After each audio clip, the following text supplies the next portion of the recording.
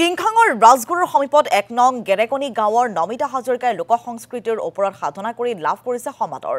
প্ৰায় ২০ বছৰ ধৰি সাংস্কৃতিক ক্ষেত্ৰখনেৰে জড়িত নমিতা হাজৰিকা অসম তথা বিভিন্ন ঠাইত দিহানাম, থিয়নাম, বিয়ানাম, বৰতাল আদি পৰিৱেশন কৰি আহিছে নমিতা হাজৰিকাই। এই ক্ষেত্ৰত প্ৰশিক্ষণ প্ৰদান কৰি ব্যাপক সমাদৰ লাভ কৰিছে লোক সংস্কৃতিৰ সাধকগৰাকীয়ে।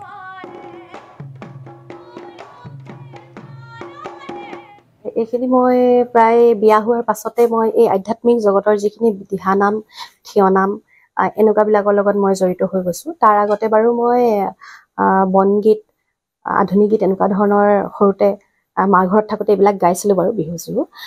কিন্তু বিয়া হোৱাৰ পাছতহে এই জগতখনত মই সোমাই পৰিলোঁ।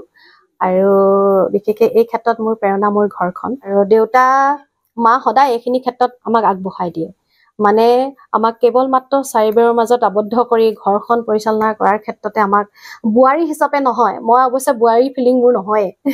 প্ৰতিটো ক্ষেত্ৰতে মই এগৰাকী ছোৱালী হিচাপে মই মৰম পাই আহিছোঁ। বহুত পুণ্যৰ ফলত এনেকুৱা এখন ঘৰ পালোঁ, যিখন ঘৰে আজি আমাক এনেধৰণে উলিয়াই পঠিয়াইছে। হয়, গুৰু আছে আমাৰ, বিশেষকৈ মোৰ ৰঙাবননিৰ জয়ন্তনাথ বুলি কয় আৰু অনন্তনাথ, এইসকলক মই নাম ল'ব লাগিব।